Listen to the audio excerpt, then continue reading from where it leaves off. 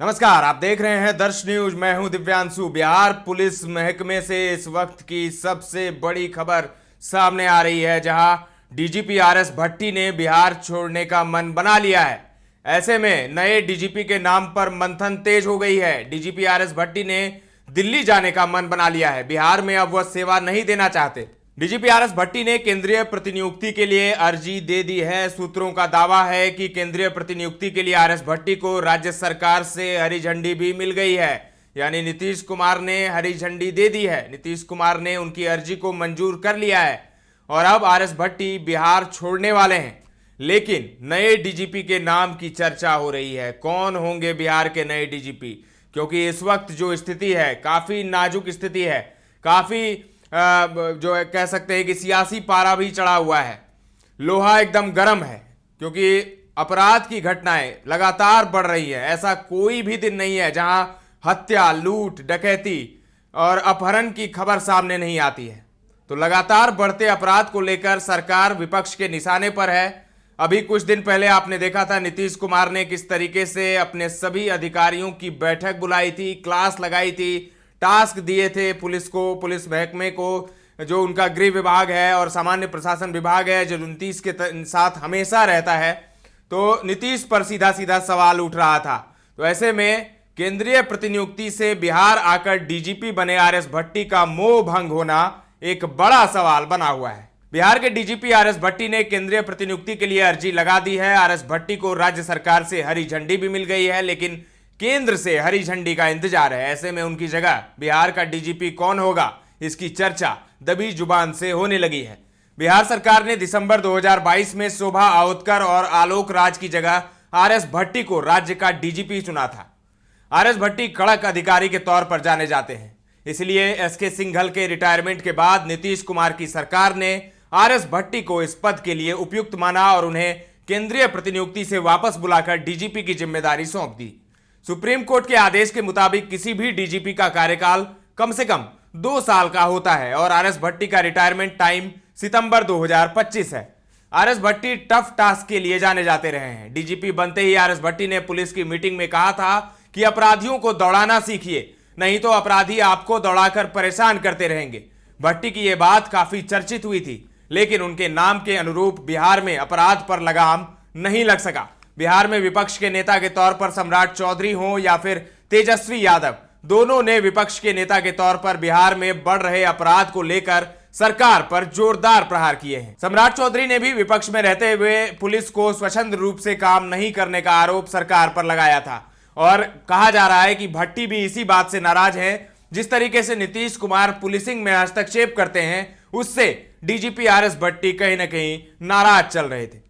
पिछले दिनों आरजेडी के मुख्य प्रवक्ता शक्ति सिंह यादव टीवी 9 से बातचीत में उन्होंने कहा था कि पुलिस सक्षम है, लेकिन सरकार के सलाहकार के रूप में कुछ रिटायर्ड अधिकारी पुलिसिंग में हस्तक्षेप कर पुलिस को बेहतर रूप से काम करने नहीं दे रहे हैं। जाहिर है आरजेडी हो या बीजेपी, दोनों ने विपक्ष में रहकर बिहार में खराब हो रही कानून व्यवस्था को लेकर सरकार को आड़े हाथों लिया है। ऐसे में यह कयास लगाया जा रहा है कि आरएस भट्टी राजनीतिक वजहों से बिहार छोड़ने का मन बना चुके हैं। आरएस भट्टी का कार्यकाल कब तक है? जानकारी के मुताबिक आरएस भट्टी सितंबर 2025 तक डीजीपी बने रह सकते हैं, लेकिन समय से पहले वो केंद्रीय प्रतिनियुक्ति के लिए अर्जी डाल चुके हैं। आरएस भट्टी वापस केंद्रीय प्रतिनियुक्ति पर आना चाह रहे हैं। बिहार में डीजीपी पद पर काबिज होने से पहले वो बीएसएफ में एडीजी पद पर तैनात थे।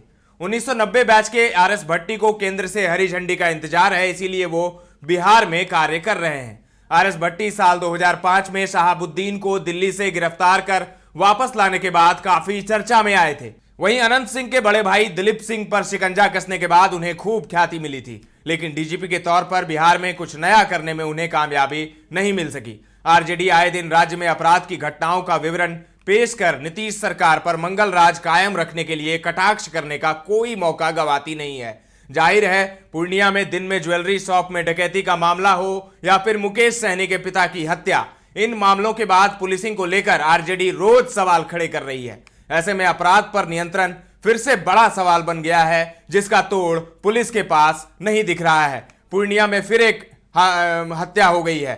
बीती रात को मुखिया जी नाम से जाने जाने वाले अवधेश यादव, जो कि कस्बा के रहने वाले हैं, उनकी हत्या कर दी गई। आंकड़ों के हवाले से पुलिस बेहतर पुलिसिंग का दावा पिछले दिनों कर चुकी है, लेकिन आरजेडी अब इसे मुद्दा बनाकर जनता के बीच जाने की योजना बना रही है। जानकारी के मुताबिक 15 अगस्त के बाद तेजस्वी यादव पद यात्रा पर निकलने वाले हैं, जिसमें वो हर जिले में जाकर बिहार सरकार की पोल खोलने की योजना बना रहे हैं। जाहिर है, अपराध की कई घटनाओं का जिक्र कर आरजेडी अपने ऊपर लगे जंगल राज के तमगे को धोना चाहेगी। इसलिए नीतीश सरकार में ज्यादा अपराध है, इसको साबित करने में कोई कसर नहीं छोड़ेगी। और ऐसा हो भी रहा है। जब से लोकसभा इलेक्शंस खत्म हुए हैं, तब से जिस तरीके से बिहार में अपराध के ग्राफ में बेतहासा इजाफा हुआ है, उससे कहीं ना कहीं नीतीश कुमार की साख खराब हो रही है। नीतीश कुमार पर सवाल उठ रहे हैं। तो ऐसे में जवाब आखिर कौन देगा? क्या पुलिस जवाब देगी? अब पुलिस के जो आला अधिकारी हैं वो कह रहे हैं कि सब कुछ ठीक है, लेकिन क्या सब कुछ ठीक है? रोज ही अपराध हो रहे हैं, रोज ही हत्या की बात सामने आ रही है। और सबसे बड़ी बात, नीतीश कुमार जब से मुख्यमंत्री बने हैं तब से ही गृह विभाग और सामान्य प्रशासन विभाग उन्हीं के पास रहा है। गृह विभाग में जितने भी आईपीएस अधिकारी हैं, एसपी रैंक के अधिकारी हैं, वो आते हैं, और सामान्य प्रशासन विभाग में आईएएस यानी सभी जिलों के जो डिस्ट्रिक्ट मजिस्ट्रेट होते हैं, डीएम, वो आते हैं। तो ये दोनों विभाग नीतीश के पास हमेशा से रहा है। उनके सहयोगी उनसे ये विभाग लेना भी चाहते रहे हैं, लेकिन नीतीश ने कभी ये विभाग किसी को नहीं दिया। तो ऐसे में जब बढ़ेगा अपराध बिहार में, तो सवाल किससे पूछा जाएगा? अब आरएस भट्टी का समय से पहले जाना, यह भी एक बड़ा सवाल बना हुआ है कि किन वजहों से आरएस भट्टी छोड़ रहे हैं अपना पद। वो बिहार में नहीं रहना चाहते, वो बिहार क्यों छोड़ रहे हैं? फिलहाल के लिए इतना ही। तमाम अपडेट्स आपको देते रहेंगे, बने रहें दर्श न्यूज के साथ।